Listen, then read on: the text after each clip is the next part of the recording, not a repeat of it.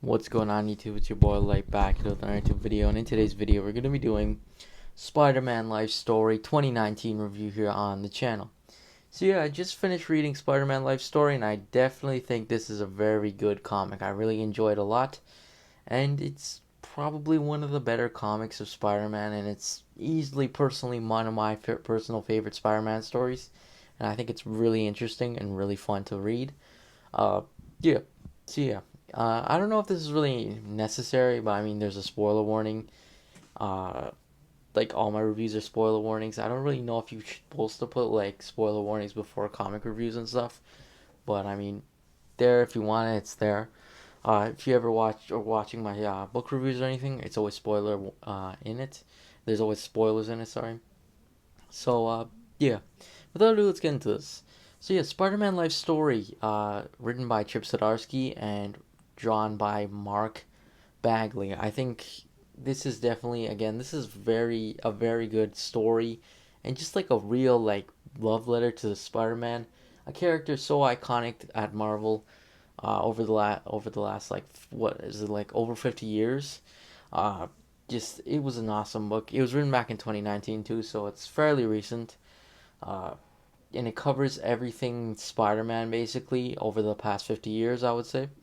Uh, and just again covers his life story. So in a sense, so yeah, the comic is basically written over about 6 issues, which is the '60s issue, '70s issue, '80s issue, '90s issue, 2000s, and the 2010s for like 6 issues.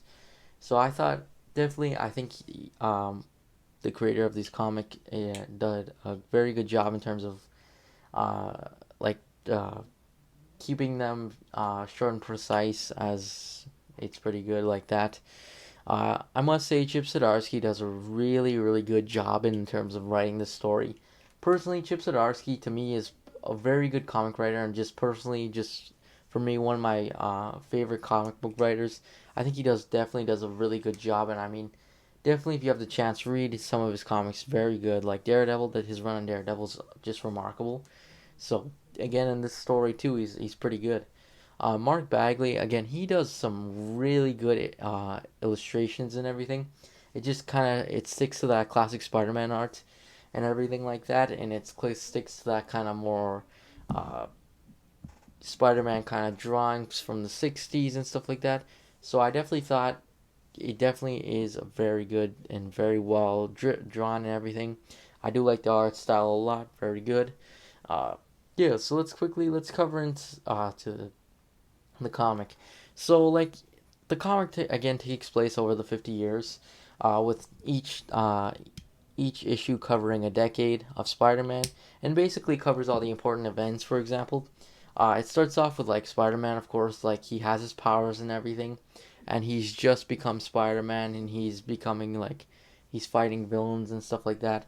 And then it goes into different storylines of Spider-Man over the years. For example, when he first got the symbiote suit or the black suit in Secret Wars, for example, or Kraven's Last Hunt, or the Clone Saga, which I know a lot of people dislike, but I mean, it definitely is a little bit interesting. The death of Gwen Stacy, all these different various events in the whole thing.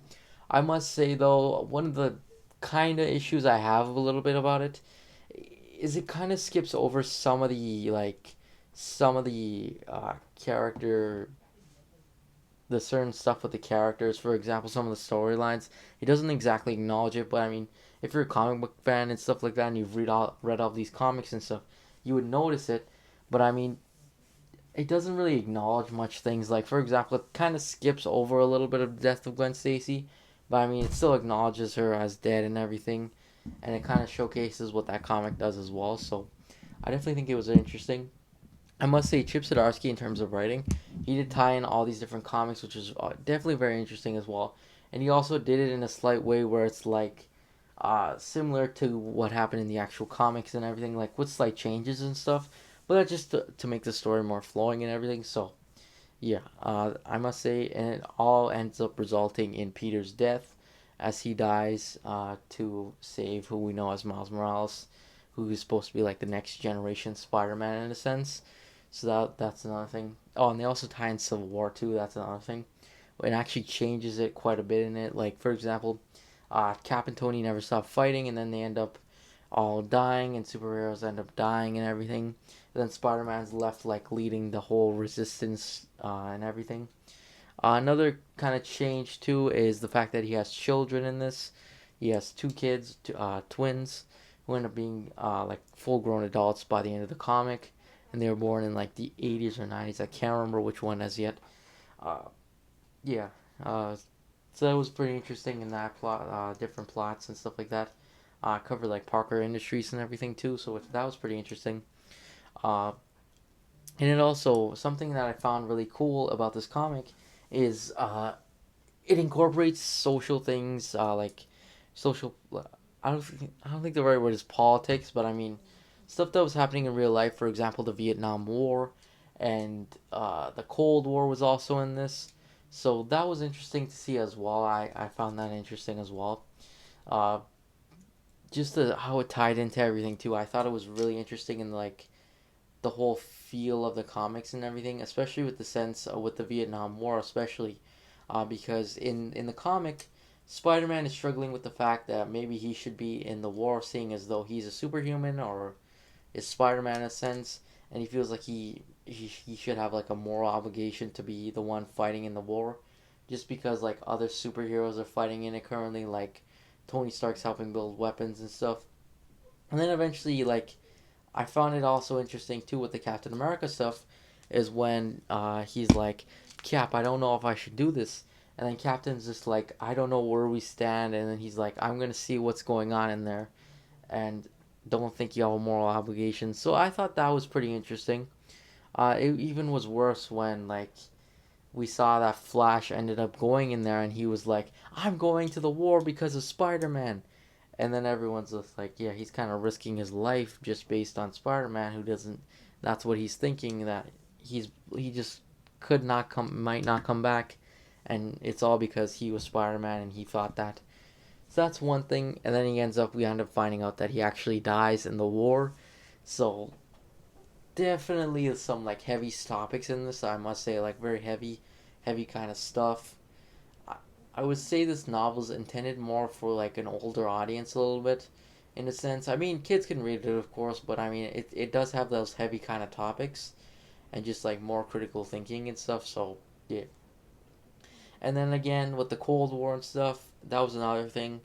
Uh, at the time they were in secret wars, so they couldn't really do much. And even in the comic, it stated like Russia noticed this, and they used their superpowered beings to basically attack America and nuke them. And the remaining superheroes that weren't in Secret Wars tried to hold them off, but they just couldn't. So that was an interesting thing too. Again, with the whole Civil War thing was very interesting as a tie-in too, uh, and just seeing how it kind of changed the future. Uh, Another thing I did like a lot about this comic is it kept up with the age of the character. Now, what I mean by that is, if you notice over the years, there's been so many Spider-Man comics, and relatively he stays the same age, which is like he's like 20 something probably. Sometimes he's a child or whatnot, like 15, 17, whatever. But for the most part, he's young. He's like athletic and everything. He's using his powers. But this uh, over time, he does grow older. Like he ends up being like, it never states his exact age, but I mean, if we could do the math, like a bit of the math here, he's probably in like his 60s, uh, maybe late 50s, and like when it ends off, he's pretty old. I must say, he's like very. I would argue maybe he could be like in his early 70s. He's pretty old, and when it's ending and everything, and that goes along with the life story aspect, and all the characters age too, which is very interesting. Something I actually, it doesn't really tie too much into this, but I mean, something I've realized with different comics is sometimes the characters around them age, whereas this actual like superheroes and villains don't age at all, which is quite interesting because actually I was reading one of the Spider-Man comics, and it was going back to a guy when back in the 80s where he was like a young man, and then he ends up being like an old guy currently like now. So that was interesting to see as well. And then Spider-Man's not even aged, not too much. So that's just one thing I found really interesting about this comic is it just showcases like characters aging and everything. So I thought that was pretty cool. It aged all the characters like Captain America, Aunt May, and everybody. Mary Jane, his kids, they were all aged. So that was interesting. But I mean, also what was interesting too is like the next gen superheroes like Miles Morales, Kamala Khan, and everything. They remained young kids, at least for the 2010s. So that was interesting to see as well. But yeah, I just thought Spider-Man Life Story is definitely a very interesting comic. Highly recommend to read it. In terms of new readers too, I would actually recommend to read it too. Maybe if you kind of like are more of a casual fan, I would recommend a lot to read this. If you're a new reader, maybe read a few others and then maybe come to this, just so you understand the different characters and everything. But I mean, even if you're like a hardcore fan and everything, and you've read all these titles and stuff, definitely still it's worth the read, honestly. And picking out all these references and everything.